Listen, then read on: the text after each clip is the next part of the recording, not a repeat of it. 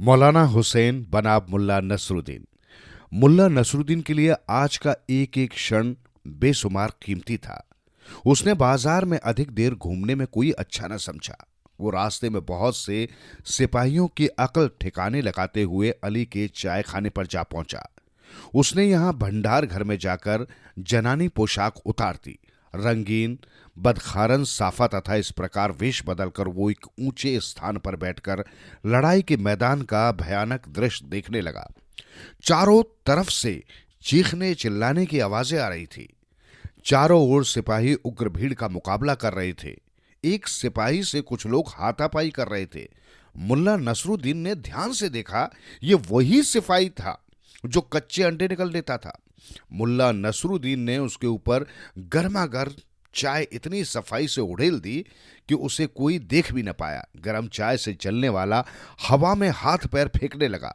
कुछ देर बाद मुल्ला नसरुद्दीन को एक बूढ़े की कांपती हुई आवाज सुनाई दी।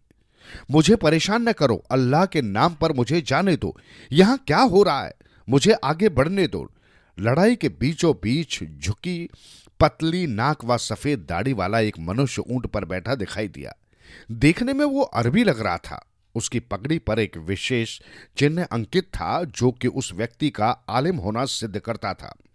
भयभीत होकर वो बेचारा ऊंट के कुबड़ से चिपका हुआ था। एक आदमी उसे पकड़कर ऊंट से नीचे उतारने की कोशिश कर रहा था। बूढ़ा बुरी तरह घबराया हुआ था। कर्णभेदी आवाजें चारों ओर के वातावरण को भयावह बना रही थी। जद्दोजहद के बाद ये बूढ़ा एक सुरक्षित स्थान की खोज करता करता एक चाय खाने के पास आ गया।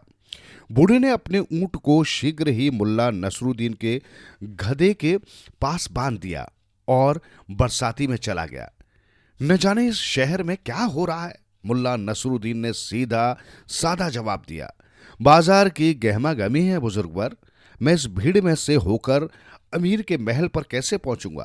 क्या तुम्हारे बुखारा में प्रतिदिन ऐसा ही बाजार लगता है? बुजुर्ग ने मुल्ला नसरुद्दीन को अपने सामने पाकर पूछा। मुल्ला नसरुद्दीन महल शब्द सुनते ही समझ चुका था कि केवल इसी व्यक्ति की मुलाकात में ही वो अवसर प्राप्त हो सकता है जिसकी मुझे काफी समय से प्रतीक्षा थी। इसी प्रकार वो अमीर के हरम में घुसकर गुलजान को ला सकता है। लेकिन मुल्ला नसरुद्दीन ने जल्दबाजी में पड़ना उचित न समझा।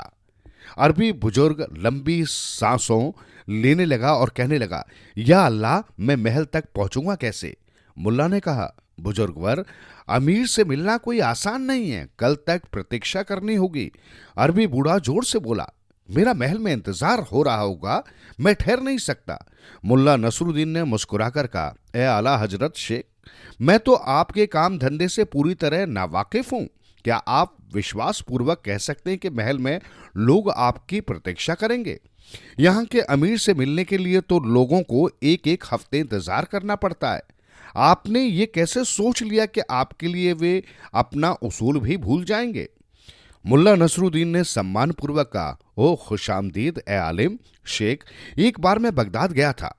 मैं वहां के लगभग सभी आलिमों को जानता हूं। क्या मैं आपका शुभ नाम पूछ सकता हूं? यदि तुम कभी बगदाद गए होगे तो तुम्हें मेरी खिदमतों के विषय में अवश्य पता चला होगा जो कि मैंने वहां के खलीफा के लिए की थी। एक बार मैंने उनके लड़के की जान भी बचाई थी। मेरा नाम मौलाना हुसैन है। मैं बगदाद का ही रहने वाला हूं। आश्चर्यपूर्वक मुल्ला नसरुद्दीन ने कहा, क्या कहा? मौलाना हुसैन? क्या आप ही मौलाना हुसैन के नाम से जाने जाते हैं? भले आदमी, तुम्हें मेरी बात को सुनकर आश्चर्य क्यों होता है? हाँ, विद्वता में अद्वितीय रोगों का इलाज करने वाला वो ज्योतिष शास्त्र में निपुण मशहूर आलिम मौलाना हुसैन मैं ही हूं। लेकिन मुझे गुरूर व घमंड छूने तक भी नहीं पाया है। देखो, मैं तुम जैसे तुच्छ प्राणी से भी कितना मिलनसार हो गया हूं। जब ये कहकर बुजुर्ग ने मसनद उठाई तथा उसी पर कोहनी टिका ली। बुजुर्ग ने सोचा कि यदि मैं इसे अपनी खूबियां बताता हूं तो ये मेरी खूबियों को लोगों के सामने खूब बड़ा चढ़ाकर बताएगा। इस प्रकार इस मुल्क में भी मेरा मान सम्मान होने लगेगा। आम लोगों में होने वाली चर्चा भेदियों व गुप्तचरों के माध्यम से अमीर के कानों तक जा पहुंचेंगी। इस प्रकार मेरी विद्वता का सिक्का जम जाएगा।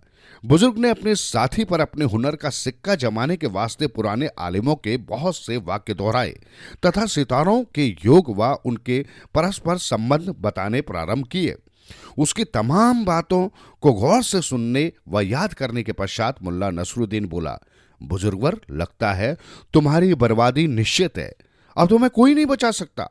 वाकई तुम दुर्भाग्यशाली हो। ये सुनते ही बुजुर्ग के हाथ से चाय का गिलास छूट गया। उनका गला भर आया।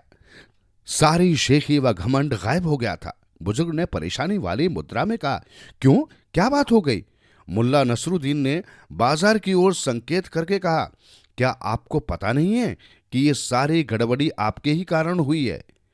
ये बात हमारे अमीर के कानों में पहुंच चुकी है कि बगदाद से रवाना होने से पूर्व आपने सार्वजनिक रूप से ये घोषणा की थी कि आप अमीर के हरम में पहुंच जाएंगे तथा उनकी बेगमों को फंसा लेंगे। आपको शर्म आनी चाहिए ऐसी हरकतों पर हुसैन साहब। ये अनहोनी बात सुनते ही बुजुर्ग का मुंह खुला का खुला रह गया। उसे डर के कारण हिचकियां सी आने लगी थी। वो हकलाता हुआ कहने लगा, मैं आपने कसम खाई थी कि ऐसा करूंगा। यही तो आज प्रचारक घोषणा करते फिर रहे थे। अमीर का आदेश हुआ कि जैसे ही मौलाना हुसैन बुखारा की सीमा में कदम रखें, आपको पकड़ लिया जाए तथा मृत्युदंड दे दिया जाए। घबराकर बूढ़ा कराने लगा था। वो सोच पाने में असमर्थ था कि उसकी बर्बादी की ये चाल किसने चली थी। उसे इस बात पर तनिक भी संदेह नहीं हो रहा था। मुल्ला नसरुद्दीन ने आगे कहा, जासूसों ने आज अमीर को सूचना दी है कि आप प्रवेश कर चुके हैं। अमीर ने सुनते ही आपकी गिरफ्तारी के आदेश जारी कर दिए। सिपाहियों ने आपकी खोज में हर आदमी व औरत को परेशान किया है। एक मुल्ला जो कि आपका हम शक्ल था, बिना सोचे समझे उसकी गर्दन काट डाली गई। वो अपनी धर्म, प्रणयता, पवित्रता तथा योग्यता के लिए काफी प्रसिद्ध था। मस्जिद के सभी लोग इस पर क्रुद्ध हो गए। अब आप खुद ही देख ले कि आपकी इस भूल के कारण कितना बड़ा खून खराबा हो चुका है। यह सुनकर बूढ़ा और भी घबरा गया। उफ, लानत है मुझ पर। वो इस प्रकार रोता चिल्लाता व कराहता रहा। इसी बीच लड़ाई महल के फाटकों की ओर बढ़ चुकी थी। जख्मी व लुटे पिटे सिपाही जो कि अपने हथियार भी गवा बैठे थे, महल में घुस रहे थे। बाजार में हालांकि स्थिति कुछ तनावपूर्ण थी, फिर भी धीरे धीरे शांति हो रही थी। आलिम सुबकते हुए कह रहा था, मैं बगदाद लौट जाऊंगा। मुझे फौरन बगदाद लौट जाना चाहिए। आपको निकलते ही शहर के फाटक पर पकड़ लिया जाएगा। मुल्ला नसरुद्दीन ने आलिम को सावधान करते हुए कहा, अल्लाह जानता है मैं पूरी तरह निर्दोष हूं। ऐसी गुस्ताख व नापाक कसम मैंने कभी नहीं खाई थी।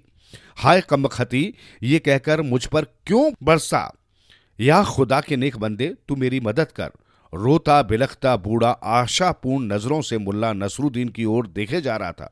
बूढ़े को तसल्ली देने के उद्देश्य से मुल्ला नसरुद्दीन ने कहा, आप कहते हैं कि लोगों ने आपको बदनाम करने के उद्देश्य से ही ऐसा किया है। आप पूर्णतः निर्दोष हैं। मुझे तो आपकी बात पर पूरा विश्वास है कि आपको इस साजिश में जानबूझकर फांसा जा रहा है, वरना इस उम्र में आपका भला हरम से क्या वास्ता। आपकी बात मेरी समझ में आ रही है, लेकिन कोई ऐसा भी उपाय हो सकता है क्या जिससे मेरी जान छूटे? बूढ़े आलिम ने रुआसा होकर पूछा। ये सुनते ही मुल्ला नसरुद्दीन उसे पीछे वाले भंडार घर में ले गया तथा कहने लगा, हाँ, एक उपाय है। ये कपड़े मैंने अपनी बीवी के लिए खरीदे। यदि आप चाहें तो आपकी पोशाक व साफे से मैं इन्हें बदल सकता हूं। जनाने कपड़े पहनकर वो नकाब गिराकर आप सिपाहियों व जासूसों से बच जाएंगे। मौला हुसैन ने जनाने कपड़े पहने। मुल्ला नसरुद्दीन ने बूढ़े की पोशाक पहनी, शमला टांका, साफा अपने सिर पर रखा तथा सितारे जड़ित चौड़ा पटका अपनी कमर में बांधा। बूढ़े को ऊंट पर चढ़ाकर कहा, खुदा हाफिज ए आलिम। औरतों वाली पतली व मधुर आवाज में बोलना न भूलना। मौलाना हुसैन अपनी सवारी पर चढ़कर भाग निकला। मुल्ला नसरुद्दीन की आंखों में चमक पैदा हो गई थी, क्योंकि महल का रास्ता उसके लिए साफ हो गया था। अब उसे अपने उद्देश्य में सफलता मिलना कोई मुश्किल भरा काम नजर नहीं आ रहा था।